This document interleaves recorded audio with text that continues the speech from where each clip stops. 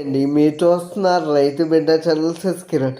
ఈరోజు video topic వచ్చేసి దళారులు రైతు సోదరులను కొత్త రకంగా మోసం చేస్తూ ఉన్నారు. ఆ కొత్త రకం మోసం ఏంటి అంటే దోళ్ళైనటువంటి గేదెలను బాగా పాలిస్తాయి అని చెప్పేసి పాడి గేదెలకు చేపి ఇంజక్షన్లు చేసి దానాలు పెట్టి పాలు తీసి లైవ్గా చూపించి రైతు సోదరుడికి బాగా పాలిస్తుంది అని చెప్పి చూపించడం వల్ల రైతు సోదరుడు లేకపోతే ఏమైందిలే బాగా పాలిస్తుంది అని చెప్పేసి ఆ గేదెను కొని నష్టపోతున్నారండి.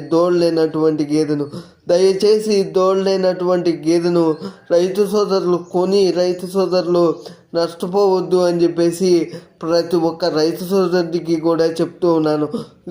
లేకుండా ఏ గేదె కూడా పాలు ఇవ్వదు. ఇచ్చిందంటే ఆ రైతు అదృష్టం అన్నమాట.